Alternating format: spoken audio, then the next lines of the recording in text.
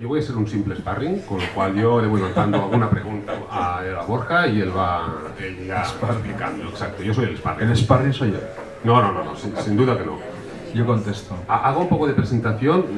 Supongo que los que estáis aquí conocéis perfectamente a Borja, pero para los que no, y sobre todo pensando en la grabación, pues hago un modo de introducción. Y lo siento, voy a tener que leer porque, claro, son tantas cosas que yo... Resume, por favor, que paso vergüenza. No, yo voy a leer casi todo. A ver, vamos a ver. Borja Crespo... Momento Wikipedia. Borja Crespo es director... Silencio, por favor, al fondo, gracias. Productor cinematográfico, gestor cultural, escritor, ilustrador, autor de cómics vasco. Ejerce el periodismo cultural en medios como El Correo, El Mundo, Primera Línea, Fotogramas o Rock Deluxe.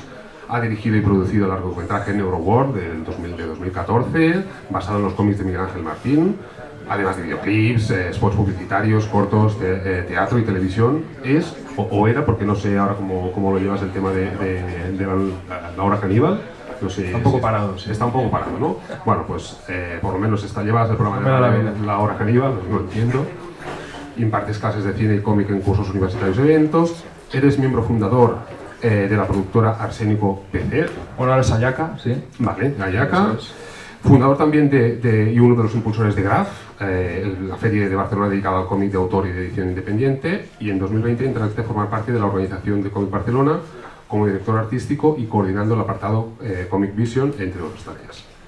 Sí, ahora digamos, estás aquí como comisario en la exposición Soriñac, Brujas, Aquelarre Ilustrado, que se puede visitar en paralelo en el marco de la 34a edición de la Setmana de Cine Fantástico i Terror de Donosti y de la 42a edició del Festival Terror Molins. Con estas 24 brujas que tenemos aquí alrededor, que tenéis que ver y vamos, invitamos aquí porque son realmente obras maestras, y pues todas ellas vinculadas pues al cómic, al diseño, a la ilustración, reunidas pues eso, para rendir pleitesía, ¿no?, a una representación esencial en la ficción literaria y audiovisual que deambula, ¿vale?, por nuestros sueños y pesadillas. Hoy no hablaremos solo de brujas, sino que ampliaremos el espectro y no hablaremos también de cómics de terror. Sí, esa es la idea. Pues venga. Esa es la idea. Bueno, primero de todo agradecer a Terror Molins y también a la Semana de Cine Fantástico y Terror de San Sebastián por la oportunidad de comisariar esta exposición que tenéis aquí disponible para vuestras retinas. La verdad es que estoy muy contento con la selección y con el resultado final, porque hay además una variedad muy interesante en cuanto al fondo y a la estética, ¿no? Y bueno, pues agradecer el estar aquí y el poder hablar de una de mis pasiones, que es el cómic, que me gusta mucho a nivel personal y siento también que soy activista, además de gestor cultural en muchos aspectos sobre el cómic. Es una pelea que tengo el reivindicar el cómic como actividad cultural, ¿no?, como arte. Y entonces es un lujo poder estar aquí y hablar también de los cómics de terror, ¿no?, que están entre mis favoritos y los que pues bueno, moldearon mi infancia y más allá, y siguen haciendo, ¿no?, ese recuerdo infantil que es el asustarte no solo con las películas, sino también la posibilidad de la literatura y por supuesto de los tebeos, ¿no? Pues para contextualizar, empecemos por ahí. ¿Cómo nace, digamos? Bueno, muchas gracias, Pau, por estar aquí. No, es esto que yo soy el sparring. Para contextualizar, decía, ¿cómo empieza en esto del cómic? Es decir, ¿cómo nace el interés por el cómic? ¿Cómo nace el interés por el terror en general, en todo el espectro del terror, en todas sus expresiones? ¿Y cómo nace el interés por el cómic de terror? Bueno, el interés en general, bueno, me gustaba dibujar de pequeño, que creo que además el acto de dibujar es algo que no deberíamos de perder nunca, nadie. Creo que deberíamos de dibujar toda la vida, como hacemos otras cosas como modo de expresión, a la hora de expresarnos. Lo que pasa es que llega un momento, sobre todo en el colegio, que alguien te dice qué mal dibujas, ¿no?, o en tu casa, donde sea, ¿no?, y dejas de dibujar, y es una pena, porque creo que dibujas bien, mal, peor o mejor, según los cánones o convencionalismos. El hecho de dibujar puede ser pues muy liberador en muchos aspectos, ¿no? Y eso es una pena. Y de pequeño yo dibujaba mucho y afortunadamente tanto mi madre, mi padre como mis abuelos y abuelas pues me fomentaron ese arte, ¿no? Me compraban muchos tebeos, mi abuelo además me enseñó también a copiar, que todo el mundo empezamos copiando y es algo normal, ¿no? Y ahí surgió, me empezaron a gustar mucho los cómics y tuve la suerte también de que tanto mi madre como mi padre son muy abiertos de mente y me compraban TVOs que en un momento dado no eran para mi edad real, teóricamente, ¿no? O sea, yo empecé a leer ya TVOs para adultos, de terror y demás, cuando todavía era un poco chaval, pero eso me sirvió en mi educación, que siempre lo reivindico, para tener una mente más abierta en muchos aspectos.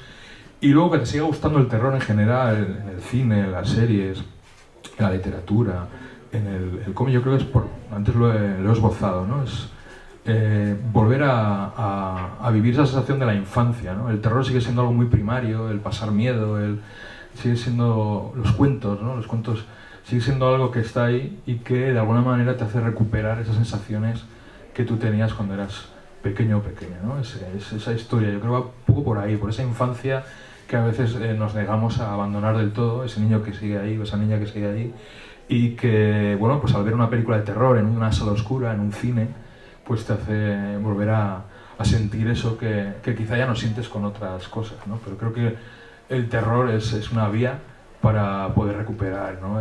Esas sensaciones que tenías cuando eras pequeño. Y ahora ya focalizando digamos, el motivo por el cual principalmente estás aquí, que es esta exposición. ¿Cómo nace? ¿Cómo nace la exposición Soriñac, Bruixes? Soriñac. Bueno, la verdad es que es una propuesta que me hacen desde Terror Molins y la Semana de Cine Fantástico de Terror de San Sebastián.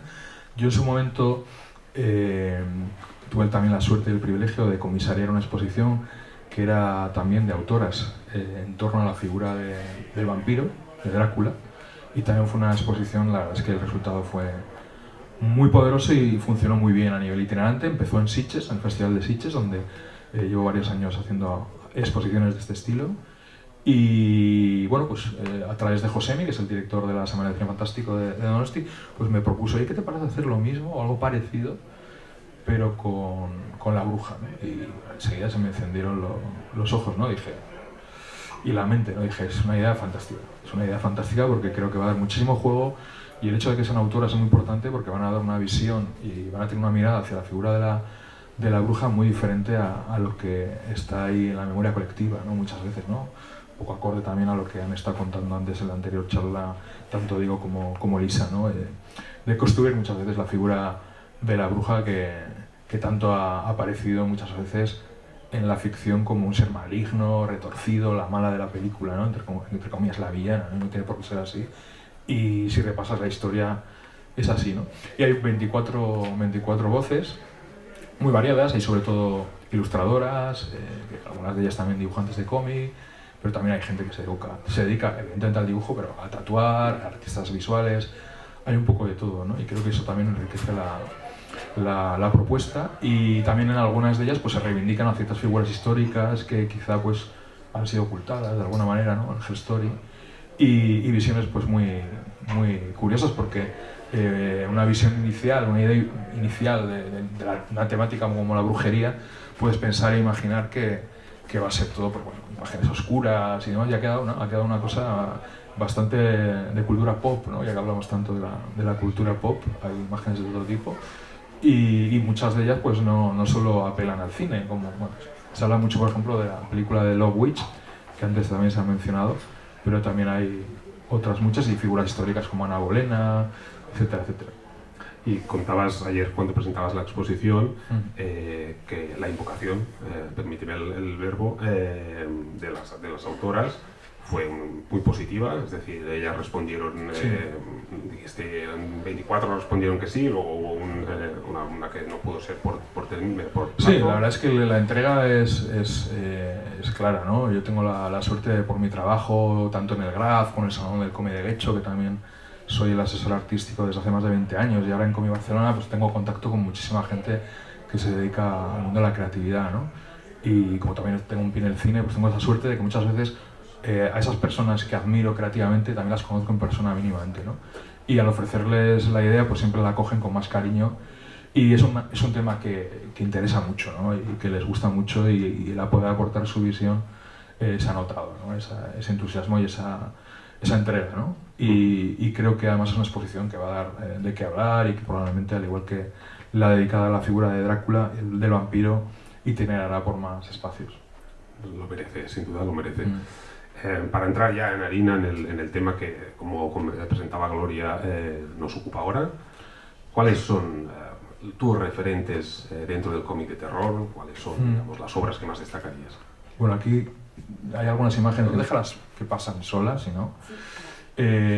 A mí a la mente lo que me viene cuando hablamos de historia del cómic de terror, evidentemente, es los cómics de EC, ¿no? EC Comics, ¿no? Tales from the Crypt y tantas cabeceras que han tenido también su respuesta en forma de series antológicas de episodios, ¿no? de relatos, ¿no?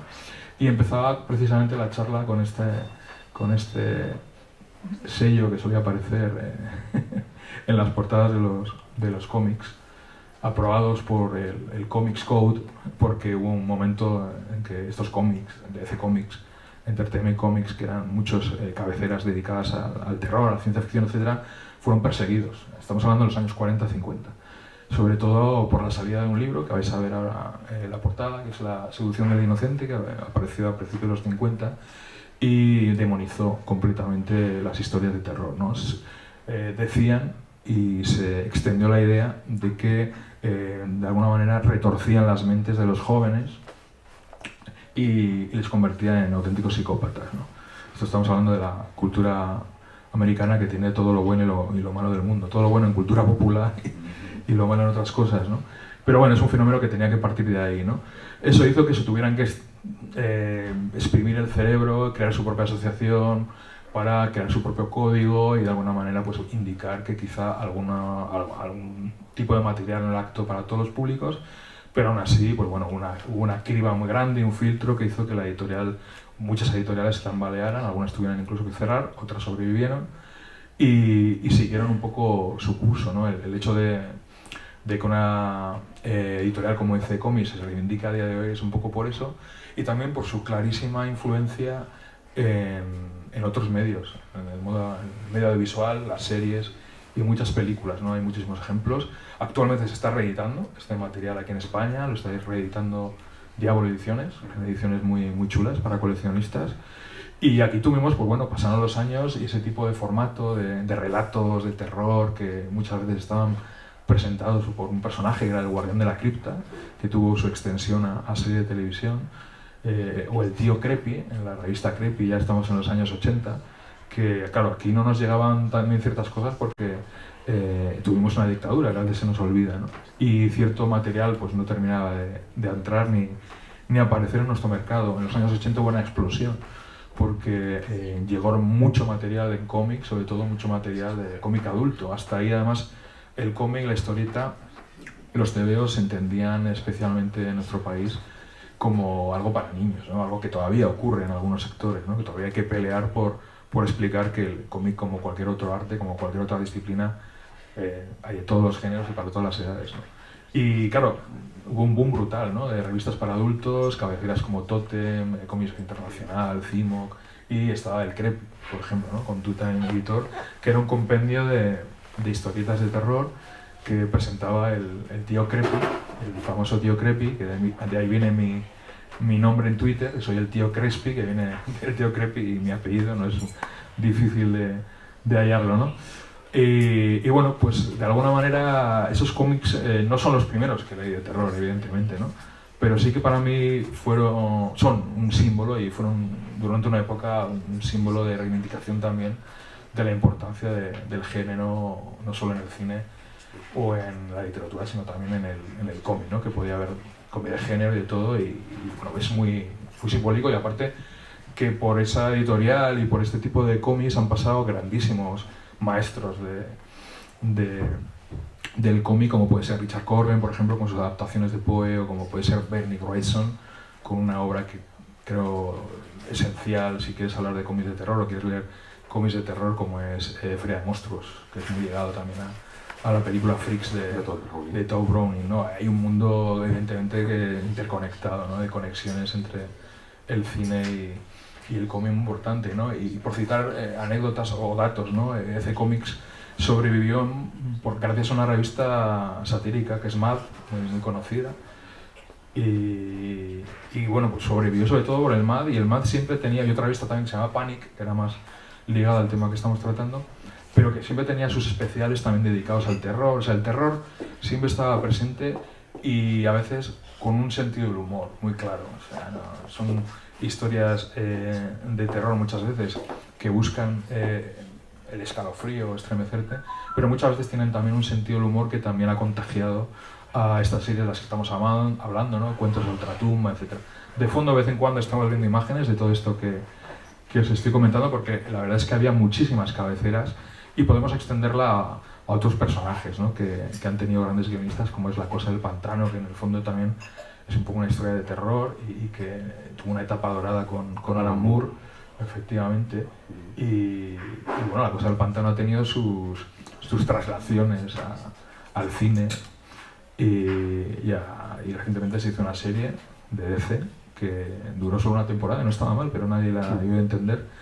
Y ahí está, ¿no? La cosa del pantano para mí también es un personaje icónico, absolutamente icónico, y que lo puedo ligar a La criatura del lago, a Frankenstein, a Drácula y demás, que también tenían sus cómics en su momento. Antes hemos visto una portada de Frankenstein, La sangre de Drácula, sí. La tumba de Drácula, todo eso siempre ha estado ahí.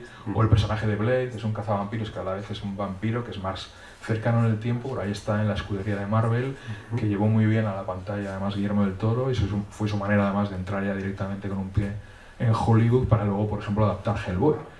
Hellboy de Mike Mignola, que también es un cómic de terror total, ¿no? Cuentos de terror, efectivamente, con ese personaje tan icónico que es un demonio muy peculiar, y también hay mucho carrón, o sea, siempre hay bastante humor, ¿no? El propio Guillermo del Toro recientemente ha estrenado en Netflix una serie precisamente de episodios autoconclusivos que van en esta línea, y suelo decir, por ejemplo, el formato de Black Mirror va por ahí también. Black Mirror viene un poco de todo esto, ¿no? Adaptándose un poco a temáticas más actuales. Ahí vemos una de las fascinantes interpretaciones audiovisuales de La cosa del pantano, bastante terrible. Y bueno, estas cosas a mí me fascinan, es cultura pop absoluta y total. Totalmente. y bueno, esta es la portada de la serie última que os digo, que existe, pero ahora no está en ninguna plataforma, y que no estaba mal, no estaba nada mal, pero era muy terrorífica. Y bueno, Richard Coleman lo hemos mencionado antes. Richard Coleman para mí es uno de los maestros de la historieta en general, es un autor con un estilo gráfico inconfundible, y a la hora de hablar de adaptaciones al noveno arte de la obra de Edgar Allan Poe, pues ahí está, es fundamental, tiene varios títulos, y él siempre va ahí, siempre regresa a Poe y a Lovecraft, muy importante también la influencia de Lovecraft en todo este tipo de cómics.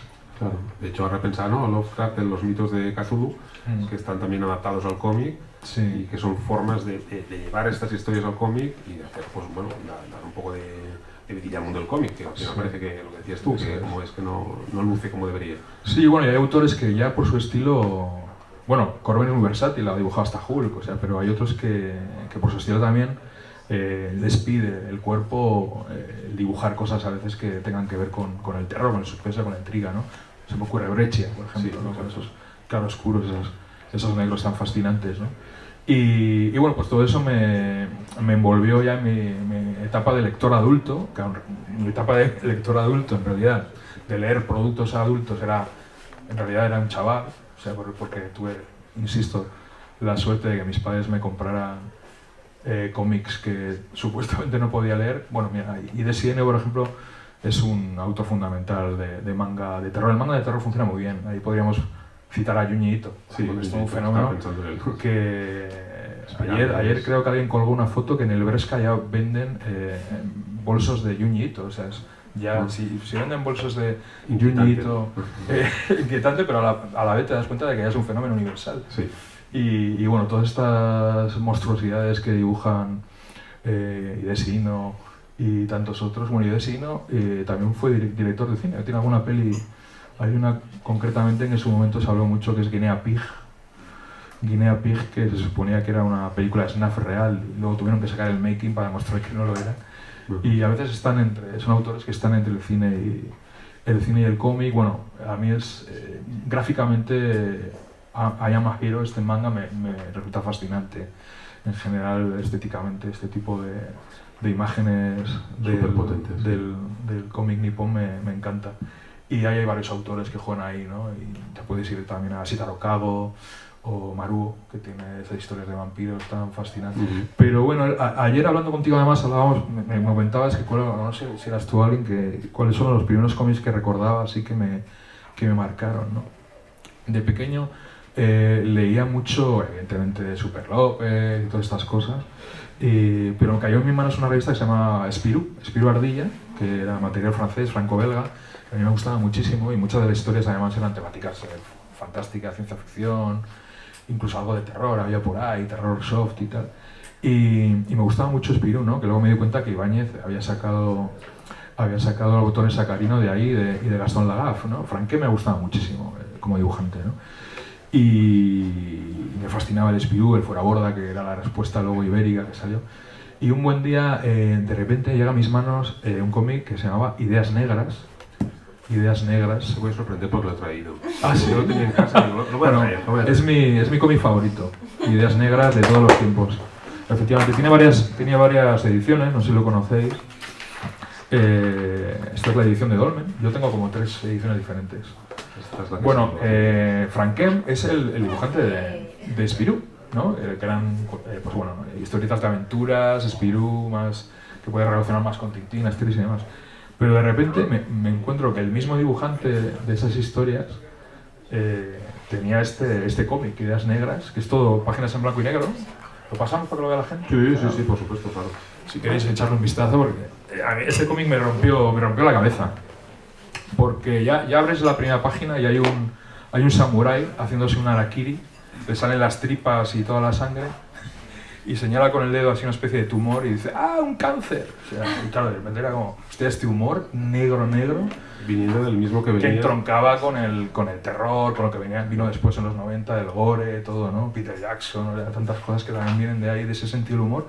Y claro, ya flipé, ¿no? Y fue también un cambio importante en mi recorrido como lector de cómics.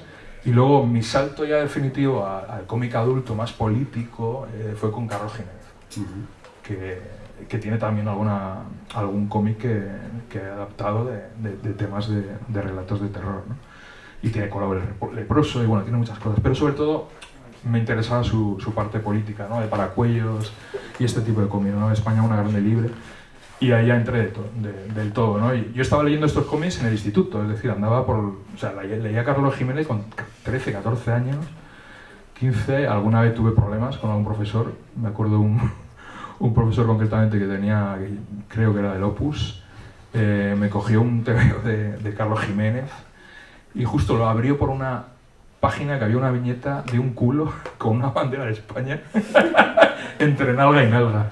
Y ahí ya a partir de ahí mi identidad empezó a estar clara, ¿no? Y bueno, fue muy divertido, pero es divertido recordarlo después, ¿no? En su momento lo pasas mal.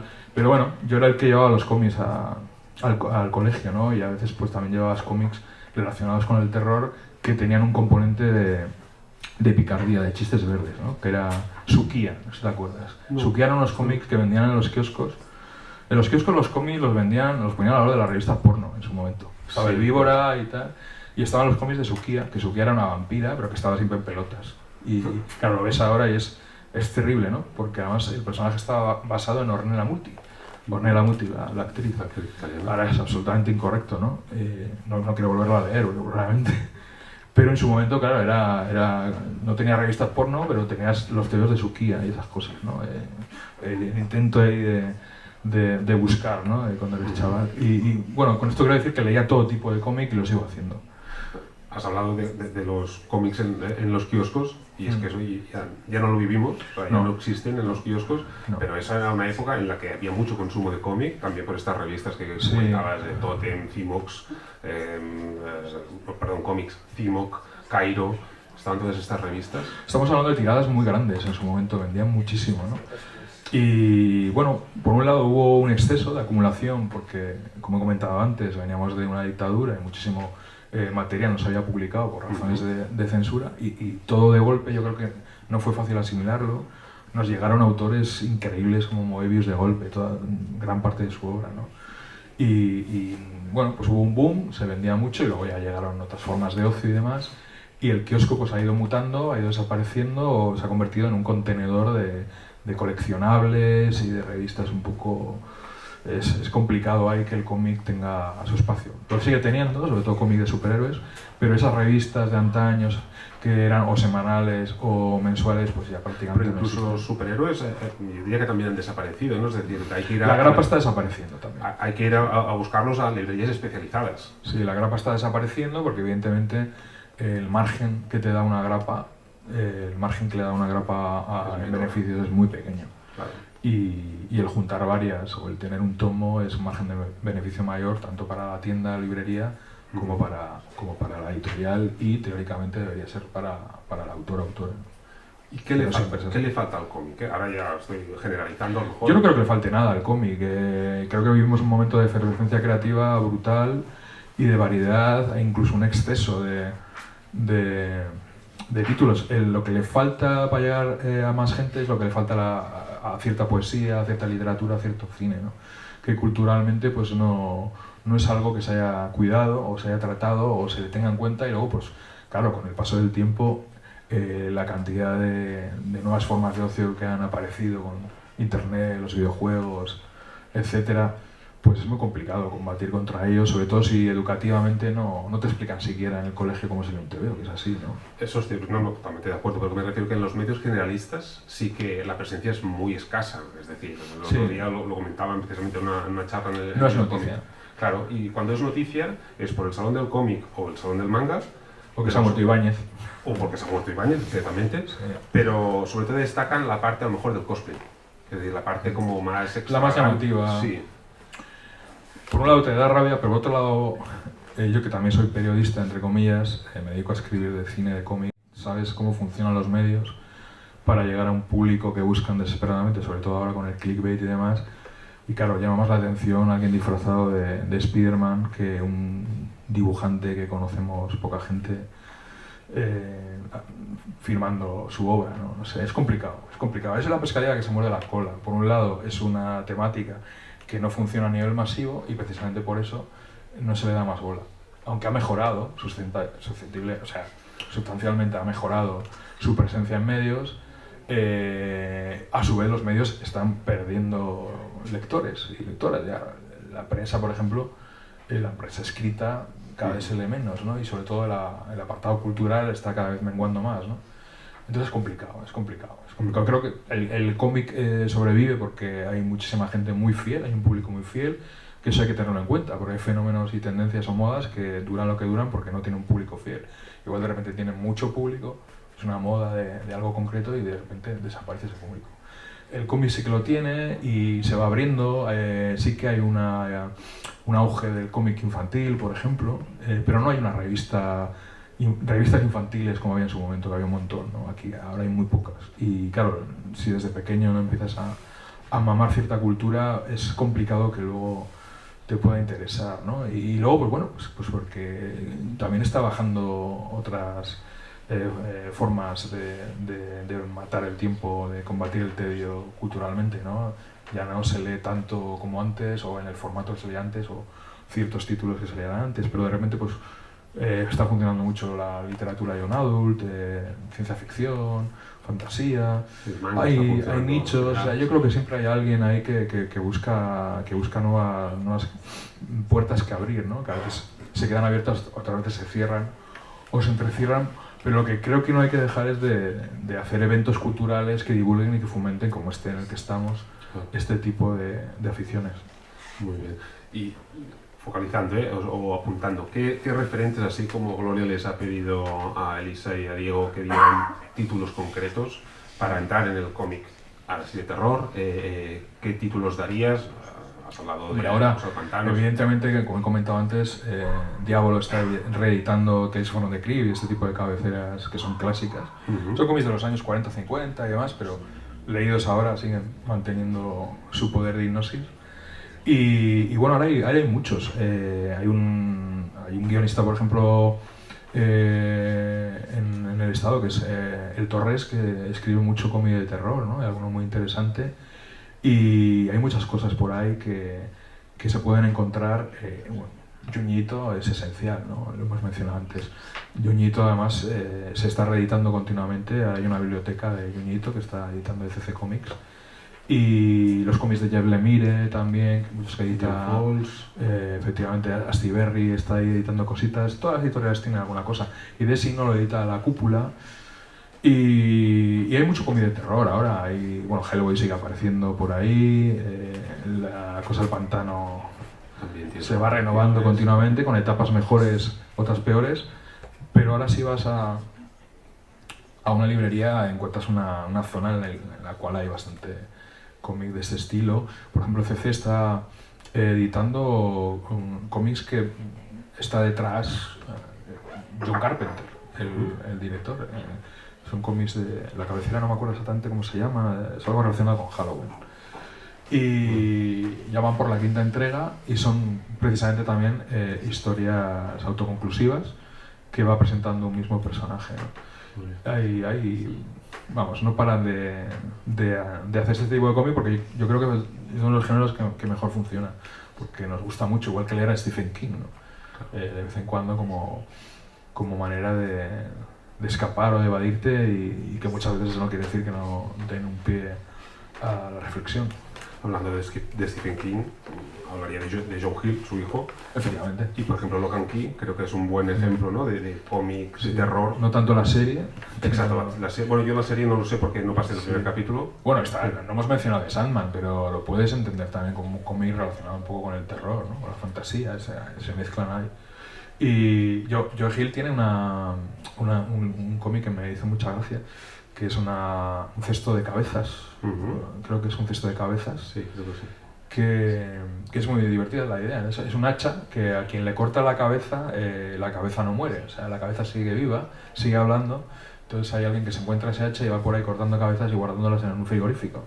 Y las cabezas siguen hablando, ¿no? Muchos de estos cómics yo los veo claramente como una serie de televisión o como una película. Muchas veces sacan de ahí las ideas constantemente. Y por ejemplo, ¿no? Además, en este trasvase entre cómic, luego series o películas, también otro ejemplo a lo mejor que se me ocurre sería el de Robert Kirkman con Muertos Vivientes. Bueno, claro, Los Muertos Vivientes, The Walking Dead, evidentemente. Que yo creo que es una serie que además fue muy ¿Quién lo iba a decir? Que iba a tener este éxito arrollador. Yo cuando se estrenó yo no pensaba que iba a ser este fenómeno. Y por cierto que la franquicia sigue funcionando, acaban de estrenar 2 spin-offs con 2 de los personajes, con Negan y Daryl, y que no están nada mal. Los spin-offs no están nada mal, están mejor que las últimas temporadas. Y los cómics en su momento, yo un momento que dejo de leer ya la serie de cómics, ¿no? Pero me parecían muy potentes y estaban muy bien. Y me he acordado así ahora de repente de una película esencial a la hora de hablar de esto, que es Creepshow, de Romero, del director de La Noche de los Muertos Vivientes, que es precisamente una serie de cuentos que están unidos por un personaje que va sacándolos de un niño que está leyendo un cómic, que su padre se lo quiere tirar a la basura, y bueno, va un poco con todo esto que estamos hablando. Creepshow. También van, ¿no? Como este estilo tipo también como el tío Creepy, ¿no? Estas historias autoinclusivas. Y que bueno, también un poco fueron el origen de por qué el cómic salió de la prensa americana, otra vez volviendo a Estados Unidos, ¿no? Los superhéroes estaban en las pequeñas tiras de prensa, y luego junto con el terror también fueron el origen de que hubiera revistas de cómic. Bueno, y los superhéroes a los que mencionas también muchas veces se dan de tortas con personajes míticos del terror, Frankenstein, Drácula, etc. ¿No? Hay personajes directamente inspirados, ¿no? Morbius. Hemos mencionado antes Blade, pero hay unos cuantos, y luego está en la cabecera Marvel Zombies, que es muy divertida. A mí ese tipo de asociaciones me divierten mucho, cuando sacan teorías de Batman peleando con los aliens o contra Predator y cosas así, ¿no? Esos crossovers tan divertidos, que en el cine y en el mundo del entretenimiento en general estamos tendiendo cada vez más a esa idea de cruzar franquicias. Yo creo que en un futuro quizá podamos ver a los Vengadores pues peleando contra aliens y a la vez con el fondo un escenario de algún planeta de Star Wars. Puede ocurrir. Llegará. Porque ya estamos en un momento que ya no saben qué hacer para atraer a cierto público, y al final todo se convierte en algo muy transmedia, que es una palabra que que suena como vieja sin que realmente lo transmedia se haya explotado mucho, pero al final es que todo está interconectado, ¿no? Que pasa un poco en el UCM de Marvel, ¿no? Están las películas, las series, los cómics, el merchandising, hay un mundo increíble de posibilidades que atrae a las grandes productoras, ¿no? A las grandes compañías. Pero siempre va a haber ahí también interesantes propuestas desde lo alternativo, desde el underground, que creo que hay precisamente un género como el terror se mueve muy bien. ¿Y crees que esto va a ayudar al cómic? Ahora vuelvo en la parte divulgativa, en la parte de, venga, vamos a darle cancha al cómic, vamos a intentar quitarle esta etiqueta de lectura para niños.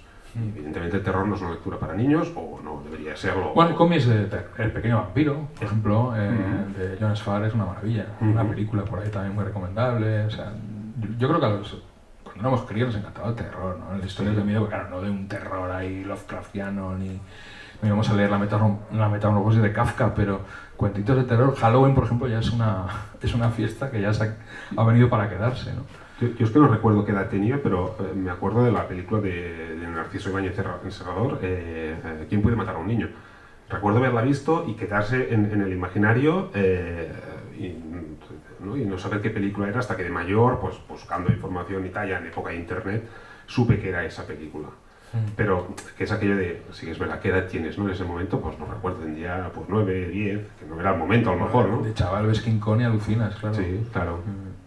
Pero por eso, ¿no? Decía, ¿en qué momento, o sea, cómo esto ayuda el transvase, transmedia, cómo ayuda al cómic? ¿Cómo crees que...? Bueno, está comprobado que hagan una serie de una determinada cabecera no quiere decir que se vayan a vender más TV necesariamente. Son fenómenos que nunca sabes si va a funcionar. Pero bueno, tienes en parte la campaña de marketing hecha. ¿Funciona o está funcionando, está empezando a funcionar?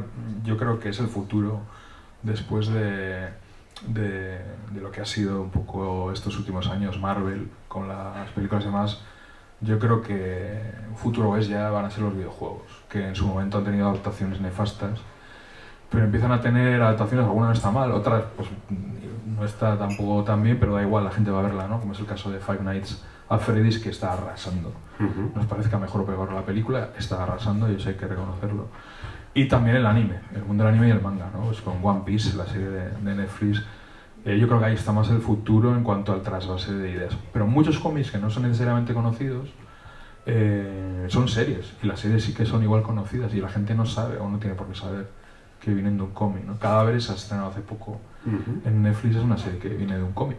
Por ejemplo, Buddies. Corrígeme, ¿está publicada aquí en verdad? Es que el otro día preguntábamos y yo creo que no está publicada. No, que va, a veces no tienen que ser cómics muy conocidos, muy populares. Hay productoras que están buscando en los cómics. El cómic actualmente es yo suelo decir que es el I+D del medio audiovisual.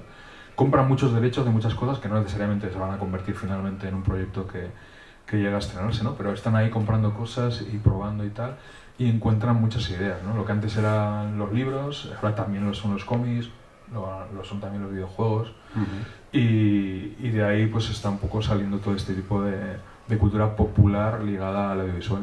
Pero tal vez sí que es una forma es decir, si funciona esta serie, tal vez es una forma de que aquí se publique esta obra y que se lea este cómic. Sí, ¿no? con la pegatinita sí, exacto. de Netflix o de lo que sea. Pero no es un reclamo que necesariamente vaya a funcionar. Por ejemplo, las series de El Vecino, que es un cómic de aquí, de Santiago García y Pepo Pérez y García, precisamente, que es también con guión de Santiago García y dibujos de Luis Bustos, han tenido su serie en HBO y Netflix, y eso no ha hecho que se dispararan las ventas. O sea, a veces pasa, a veces no sé. Y bueno, y se ve claramente en el tema del UCM, del universo cinematográfico de Marvel, es que los cómics no se han vendido muchísimo más de repente. Yeah. O sea, no hay un boom brutal.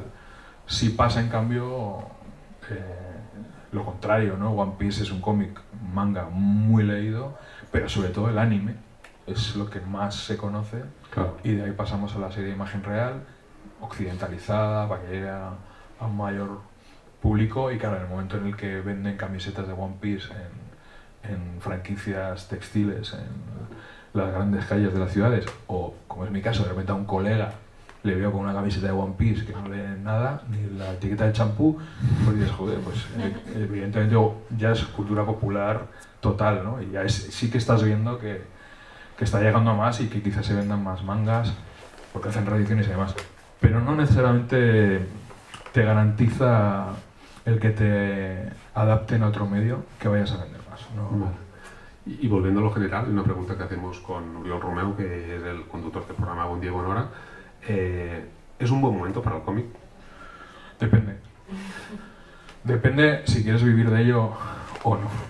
Como lector, Como lector sí, sí, ¿no? como lector sí, pero como creador o creadora, pues hombre, vivir de dibujar sí puede hacerse, y hay ejemplos claros en esta misma exposición. Pero claro, muchas veces publicas un cómic, dibujas, das clases, tatúas, guionizas una serie o te compran los derechos, ¿no? Ahí está, bueno, evidentemente Paco Roca es una persona que vive del cómic, pero también da sus charlas, hace sus cosas aparte, ¿no? Pero no es fácil vivir del cómic, como no es de cierta poesía, cierta literatura o muchísima gente que lleva años intentando levantar su primera película, ¿no? En ese sentido no es un momento fácil, pero tampoco lo ha sido antes, excepto cuando trabajas para mercados internacionales, ¿no? Francia, sobre todo, mercado franco-belga, o Estados Unidos. Aquí tenemos algunos ejemplos en la exposición que trabajan para otros mercados y les va bien en ese sentido, pero única y exclusivamente para nuestro mercado es complicado, salvo algunos fenómenos puntuales. Pero esto es extensible, desgraciadamente, para otras disciplinas. Escribiendo determinada literatura, quizá no puedes vender más de 400 o 1000 ejemplares, ¿no? Y eso que decimos, como lector o como lectora. Y eso no te da para vivir, honestamente. Pero si lo compaginas con otras cosas, pues igual sí, ¿no? Yo creo que de todas formas que para mí los autores y autoras de cómics son héroes y heroínas, porque les gusta muchísimo lo que hacen y dan parte de su vida a algo que saben que económicamente no les va a resolver necesariamente la vida, ¿no? Y creo que eso hay que reivindicarlo, y por eso creo que es necesario que también el cómic, la ilustración, entre en otros espacios como es este caso, ¿no? En un festival de cine, ¿no? Que haya esos cruces de medios que vienen muy bien. Por eso preguntaba un poco antes qué hay que hacer, es decir, ya no solo desde la divulgación, sino desde los autores, desde las editoriales, desde la industria del cómic. Se puede hacer algo, a lo mejor no solo para ganar presencia en los medios, sino para, bueno, un poco, pues eso, que se pueda vivir de esto. A ver, se puede hacer muchas cosas, que se hagan es otra cosa, pero por ejemplo, ¿qué puedes hacer para popularizar un cómic a día de hoy, ¿no? Yo me acuerdo que la revista Fuera Borda, en su día, estamos hablando de una revista de los 80, finales de los 70, 80. ¿Semanal era o quincenal? Semanal, ¿no? Yo flipaba los lunes cuando iba al kiosco a comprarla, pero claro, es que se anunciaba en la tele. Sí, no. Se anunciaba en la televisión, pero es que ¿qué editorial a día de hoy se puede permitir anunciar un cómic en la televisión, ¿no? Incluso grandes grupos como Planeta o Random probablemente no lo van a hacer, bastante hacen con otras maniobras, pero quizá tampoco las suficientes, ¿no? Porque el mercado editorial es el que es, hay muchos títulos de todo tipo cada mes, las editoriales más fuertes también editan ensayo, literatura y demás, y a veces pues lo que más les vende es por lo que apuestan, ¿no? Volvemos un poco a la idea de la pescadilla que se muerde la cola. Como esto no me ha funcionado como imaginaba, pues lo retiro y tengo otra novedad, ¿no? Y esta sí que funciona, entonces voy a meter más promoción para este título que me funciona, ¿no? Y entonces de repente otras novedades se quedan un poco aparcadas en el ostracismo y llegan las novedades del siguiente mes, ¿no? Entonces tienes que apartar las anteriores, ¿no? Y eso hace que muchos títulos queden ahí un poco apartados, ¿no? Y de ahí reivindicar la labor del divulgador, la divulgadora, la figura del prescriptor. Creo que lo tiene más difícil que nunca, por un lado, pero por otro lado es más necesario que nunca. Claro. Pero en el fondo con las redes sociales todos somos prescriptores, ¿no? O divulgadoras, o podemos serlo, otra cosa es cómo se haga, pero yo siempre digo que cuando un cómic o algo te ha interesado, incluso es de alguien que conoces, recomiéndalo si puedes en tus redes y no compartas sin más el tráiler de la última de Star Wars, porque ya tiene la promoción hecha. En cambio, ese colega que ha sacado un crowdfunding o que va con sus libros de librería en librería es quien realmente necesita tu apoyo, ¿no? En las redes sociales, no algo que ya tiene la promoción hecha, ¿no? Hablar de Stranger Things sí, mola, pero también habla de ese libro que ha sacado tu colega que igual está bien y que no va a llegar a vender 300 ejemplares porque no tiene manera de promocionarlo, más allá de lo que son ahora las redes sociales, que están como están. actualmente. Que también hubo un momento en que creíamos que eran nuestras, nunca han sido nuestras y ahora menos. Y para promocionar o metes dinero o tienes que ser una persona señalada por un grupo mediático para que la gente sepas que existen y ya se ha visto y se está viendo, ¿no? Ahora se habla de algunos modelos que llevan tiempo ya, sobre todo en Japón y demás, que son creados por inteligencia artificial y tienen un montón de seguidores, que eso responde a una campaña de marketing que está detrás y que lo puede hacer, ¿no? Pero eso pues no se hace con un cómic, porque un cómic al final no vende. Ahora venden otras cosas. Acabas de dar con un tema terrorífico, creo, desde mi punto de vista es terrorífico, que son las IAs. ¿Y cómo puede afectar esto al cómic? Bueno, a ver, la IA es una herramienta como otra cualquiera y depende de cómo la utilices, como todo, ¿no? El problema ahí es el ser humano, cómo la utilice éticamente, ¿no? Yo creo que es una herramienta que evidentemente hay creadores y creadoras que la utilizan bien para sacar cosas de su propio trabajo, ¿no? El otro día, por ejemplo, en la charla que hicimos en Donosti con Higinia Garay, hablábamos de este tema, que está aquí expuesta en la exposición. Decía que a ella la IA le puede servir, por ejemplo, para hacer ciertas cosas que no le gustan. Por ejemplo, fondos o coches. Imagínate que tú dibujas tal, pero no te gusta dibujar caballos, ¿no? Y puedes entrenar a una inteligencia artificial y que ella te dibuje el caballo, ¿no? Con tu estilo, lo que sea. O sea, tiene posibilidades interesantes. Otra cosa es que te pongas pues con lo que está haciendo la gente, a colgar cualquier cosa a partir de un robo de imágenes ajenas que se crea que nos creemos que es propia y no es tuya, es de una inteligencia artificial que ha cogido diferentes dibujos de otras personas y los ha fusionado según lo que tú le has pedido. Esta es la parte que me terroriza y por eso lo vinculaba con el terror, ¿no? Porque el otro día se compartía en redes, pues eso, una serie, de hecho era una página como de cómic, con 4 o 5 viñetas, no tenía más, que era un pseudo Batman, venía a ser una especie como de Batman, muy parecido al de Brian Boland y Alan Moore en La broma asesina. Sí. O sea, era el estilo de Brian Boland, pero no era Brian Boland. Y claro, allí, bueno, y el que, digamos, publicaba este tuit decía, bueno, esto lo he hecho en 10 minutos. Sí, tú puedes entrenar a una inteligencia artificial para que dibuje como Bernie Wrightson, pero no es Bernie Wrightson, esa es la diferencia. Y sobre todo en la narrativa. Claro. O sea, pero en un futuro puede que una inteligencia artificial pueda manejar la narrativa mejor que nadie, ¿eh? De momento no, son imágenes sueltas. A mí ya me pilla una edad que me da más igual, pero sí que en un futuro podemos ver. Hay una película que a mí me gusta mucho, que suelo recomendar cuando hablo de este tema, que es The Congress, que mezcla imagen real con animación y está curiosamente mejor la parte de imagen real, aunque la parte de animación es muy loca, es muy interesante. Y la protagonista vende, tiene unos años ya esta película, la protagonista vende su imagen, la escanean y entonces hacen películas, ella es actriz, hacen películas sin que ella ya vendió su imagen, entonces hacen películas de todo tipo. Ella era una actriz, por ejemplo Meryl Streep, ¿no? Una actriz reconocida, con un cine de todo tipo, pero sobre todo dramas y tal, y de repente pues imagínate ver a Meryl Streep protagonizando películas de acción o porno. Esto puede ocurrir, si no está ocurriendo ya. Exacto. Y ahí entra la ética, entra cómo utilizas la herramienta, entra la educación, entran muchos factores, que ahí es donde yo soy pesimista, conociendo cómo es parte del género humano, ¿no? Pero bueno, veremos qué pasa, también hay que espabilar un poco, ¿no? Y también Internet tiene muchas cosas buenas, otras no tanto, pero también por otro lado todo el mundo copia muchas veces, ¿no? Yo antes lo he dicho, empecé dibujando, copiando, coges ideas, tal, pero luego las transformas, ¿no?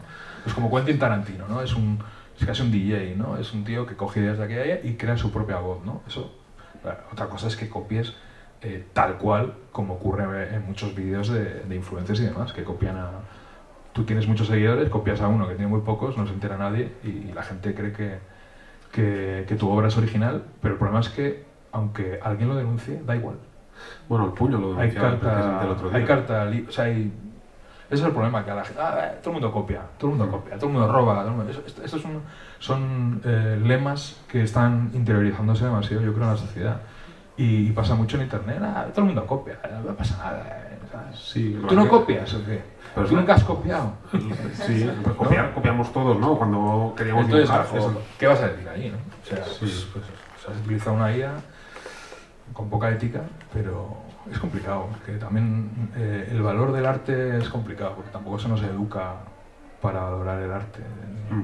Lo valoramos, bueno, no todo el mundo, no quiero generalizar, pero si no generalizamos al final no hablamos de nada, pero no se valora ciertas cosas, no hay un valor, ¿no? Hay quien piensa que una crítica de cine, pues escribir una crítica de cine es un pasatiempo que no es un trabajo, ¿no? Y antes lo era, ahora pues bueno.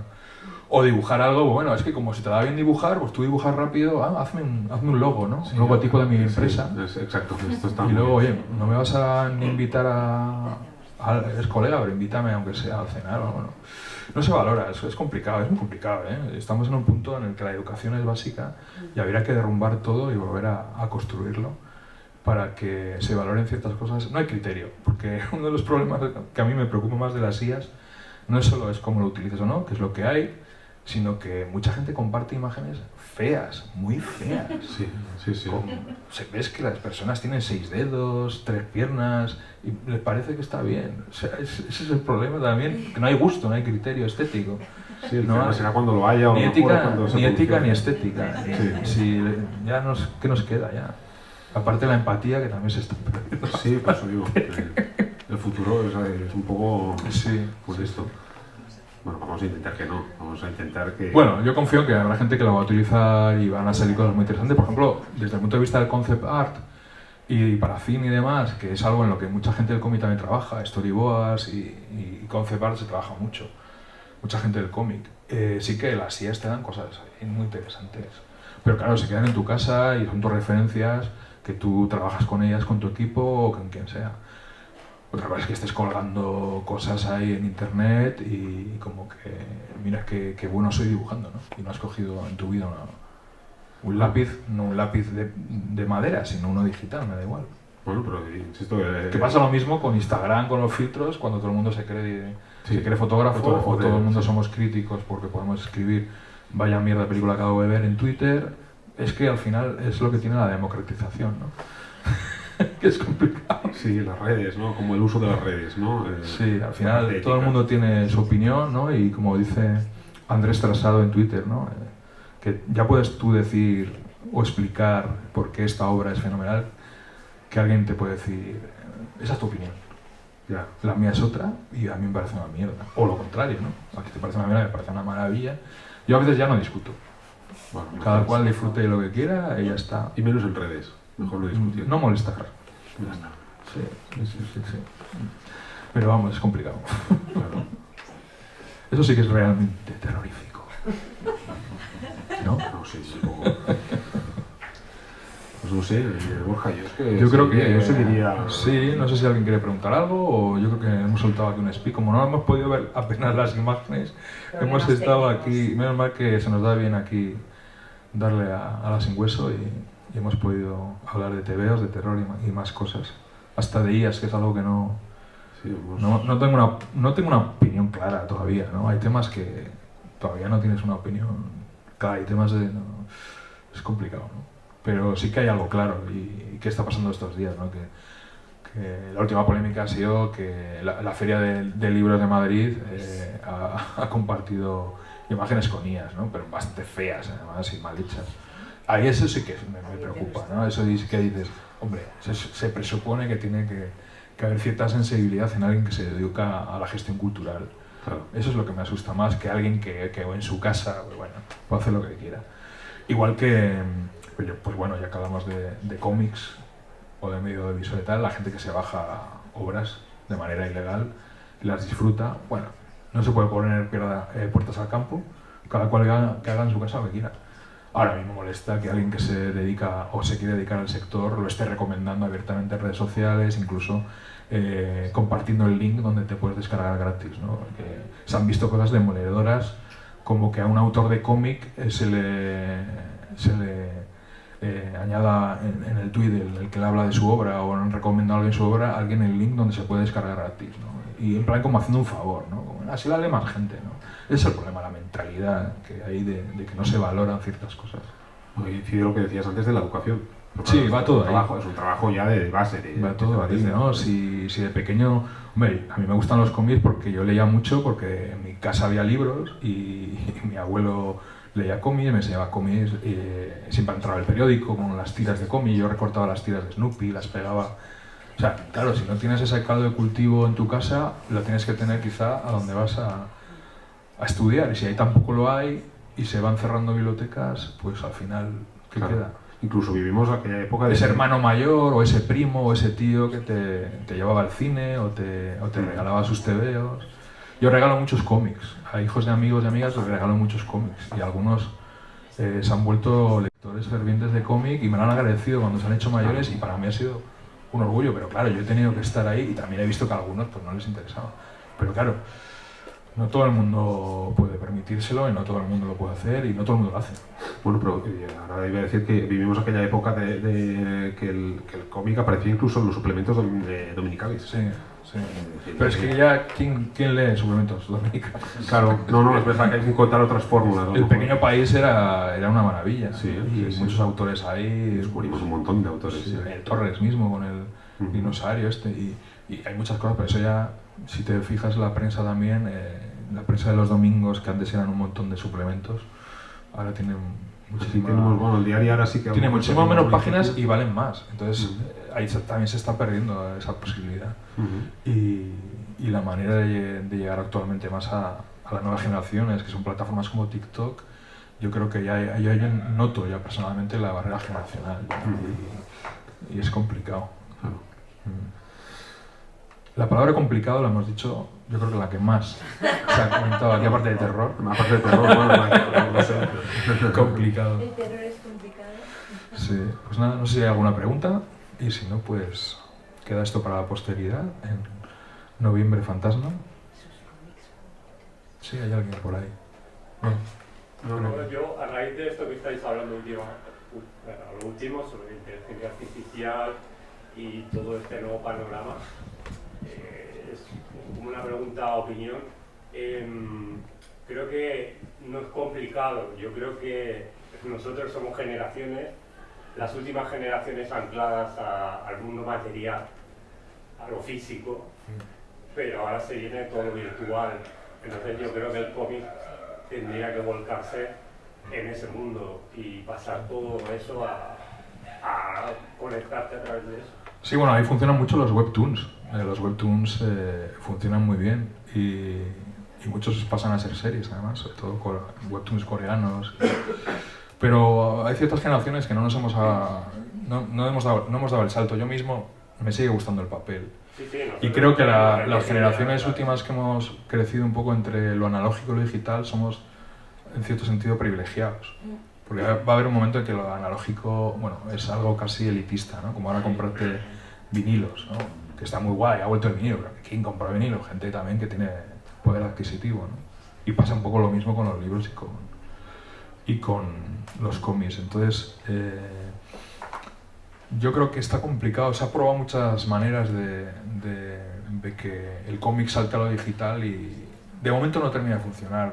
Si hablas con editoriales que venden su obra también en digital, no es como la literatura, no se vende tanta obra. Yo también te digo, por obra personal mía, que he editado, por ejemplo, con Astiberri y Cortocuentos, las ventas en digital no tienen nada que ver con las ventas en papel, porque además el cómic, una de las cosas buenas que ha tenido el boom de la etiqueta, la novela gráfica y demás, es que el cómic se regala.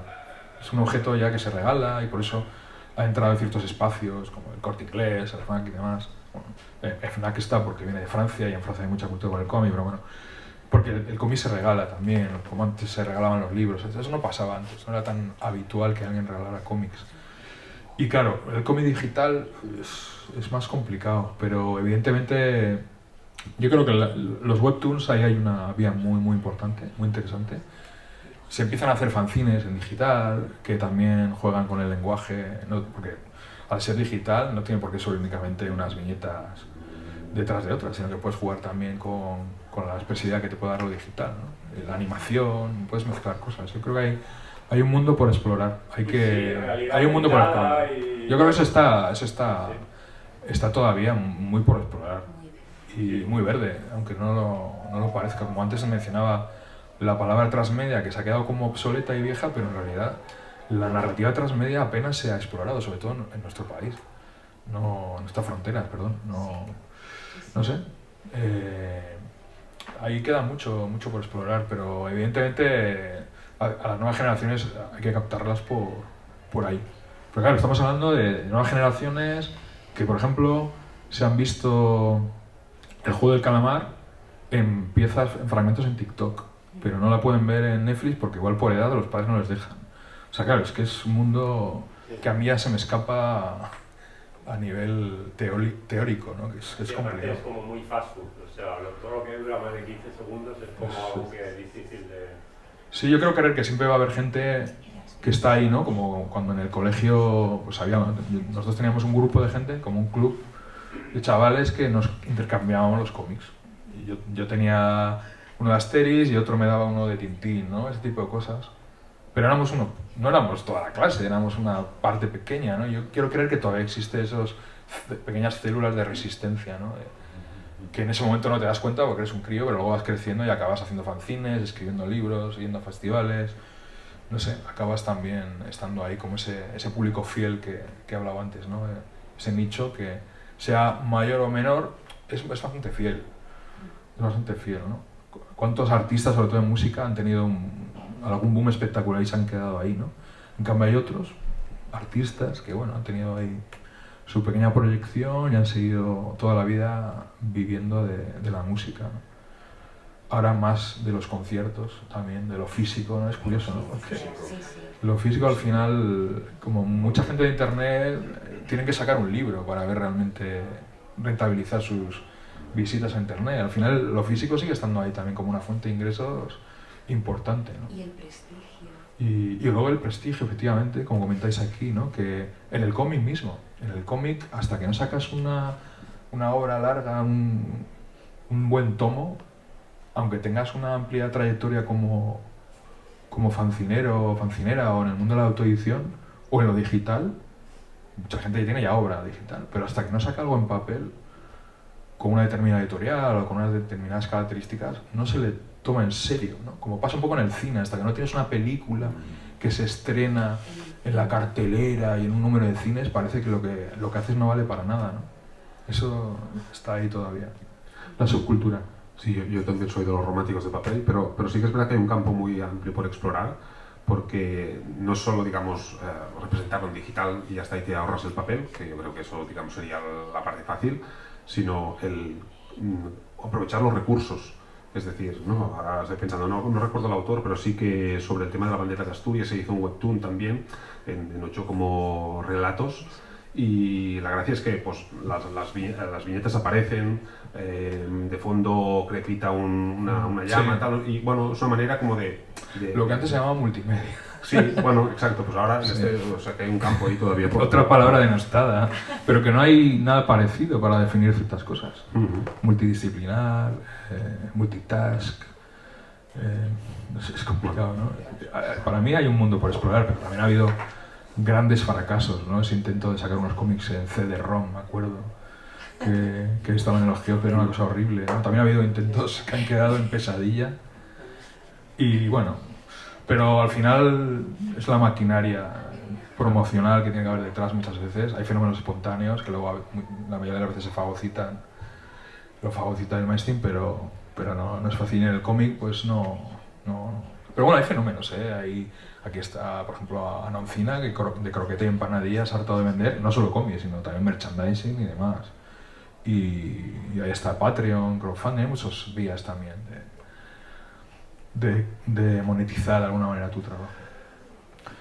Había una última pregunta, creo que Gloria, que era tu top 5 de... Mi top 5. Bueno, sí, bueno, alguno he citado, no es fácil, ¿eh? Sí, por eso... Pero bueno, evidentemente me gusta mucho Super López, me gusta mucho. Para mí es esencial en ese tipo de cómic y me gusta mucho... a veces me equivoco, no sé si es la semana más larga o el día... La semana más larga es, ¿no? La semana más larga, sí. A veces digo el día más largo. No, la semana más larga, sí. Además son capítulos... Mira, fíjate que es mi cómic favorito de Super López, pero quizá tiene uno de los títulos más feos. El señor de los chupetes siempre brillará. Y Bueno, Ideas Negras, que la he mencionado aquí, de Franqué, me gusta mucho Feria de Monstruos, de Bernie Wrightson, Corben me abrió los ojos, ¿no? El Mundo Mutante me abrió los ojos, de Moebius te puedo decir muchos, te puedo decir El Garaje Hermético, no sé, muchos por ahí, ¿no? La verdad es que la lista podía ser muy larga. Y lo que siempre digo, bueno, de Carlos Jiménez, Paracuellos, o bueno, me gustan mucho los profesionales por lo que me toca en cuanto a que habla del sector, del oficio de dibujante de cómic. Y bueno, siempre digo, hay que leer de todo y no cerrarse a nada, porque también hay un sector que si el manga vaya mierda, que si no sé qué. No sé, el manga no es el equivalente a... No tiene que por qué ser el equivalente al reggaetón en música, ¿no? Que también se puede reivindicar además el reggaetón, ¿no? Y hay gente que no lee manga, ¿no? Y gente que lee manga y no lee otra cosa, ¿no? Y eso tampoco lo termino de entender, ¿no? Esos cerrazones mentales que te impiden disfrutar de ciertas cosas, que también pasa a veces el cine, ¿no? A mí solo me gustan las comedias. Bueno, pues vale, no pasa nada. Pero bueno, a mí me gusta ver otras cosas también. Pues nada, Borja, un placer. Muchas gracias Un placer por invitarme a hablar de mis cosas. Muchas gracias, que ricasco.